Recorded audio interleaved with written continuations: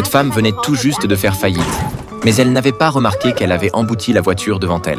En voyant le pare-choc branlant, elle s'est sentie encore plus contrariée. L'homme, semblant percevoir son inquiétude, l'a arrêté et s'est accroupi pour examiner les dégâts. Il a ensuite déclaré que s'il avait les outils nécessaires, il pourrait arranger ça. La femme s'est sentie gênée, mais Jack, dans un élan de gentillesse, a insisté pour l'aider.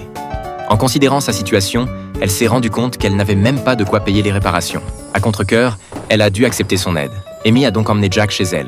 En s'engageant dans ce chemin familier, un sourire s'est dessiné sur le visage de Jack. En réalité, 2 heures plus tôt, il était déjà venu avec des documents.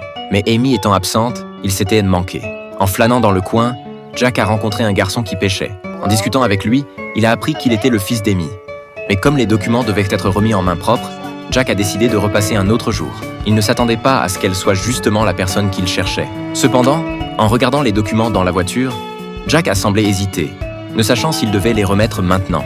Après être descendu, il s'est brièvement présenté, puis a pris les outils et s'est attelé à réparer le pare-choc. Ce coup de main désintéressé lui a valu la sympathie de toute la famille d'Amy.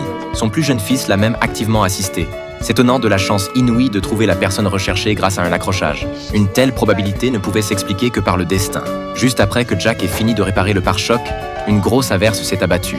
Amy a alors invité Jack à entrer se laver les mains. Une fois sommairement nettoyé, constatant qu'il se faisait tard, Jack s'est apprêté à prendre congé. Mais en raison de l'arrivée d'une tempête tropicale, il pleuvait non seulement des cordes dehors, mais aussi à l'intérieur. Pourtant, Amy a fait face avec optimisme.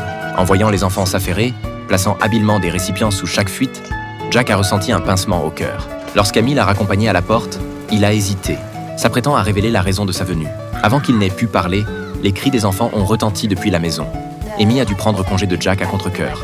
Son élan de courage a été interrompu par les appels des enfants. Finalement, Jack n'a pas pu avouer son identité à Amy. Il a dû se contenter d'écrire ce qu'il avait sur le cœur sur l'enveloppe des documents, avant de la glisser à l'intérieur sous la pluie battante, espérant qu'Amy la découvrirait le lendemain. Personne n'aurait pu prévoir que la tempête s'intensifierait dans la nuit. Soudain, un fracas a tiré Amy de son sommeil. Un grand arbre avait transpercé le toit. La maison est instantanément devenue un champ de ruines. Dehors, l'ouragan faisait rage. Ici, c'était leur seul refuge. Amy a fait se cacher les enfants dans la baignoire, s'efforçant de rassurer tout le monde d'une voix calme. Le lendemain, Jack, qui s'apprêtait à quitter la ville, s'est inquiété. Il a fait un détour par chez Amy. Après une nuit de déluge, la boîte aux lettres avait disparu. En voyant les débris jonchant le sol, il s'est mis à s'inquiéter pour elle. En entendant le bruit d'un moteur, Amy est sortie. Jack a tenté de la réconforter en l'invitant à voir le bon côté des choses. Mais rien que pour réparer la maison, il faudrait au moins 10 000 $. Une somme astronomique pour une famille en faillite. Après avoir écouté Amy, Jack a réalisé qu'elle n'avait pas vu la lettre qu'il avait laissée. Sinon, elle ne serait pas aussi soucieuse.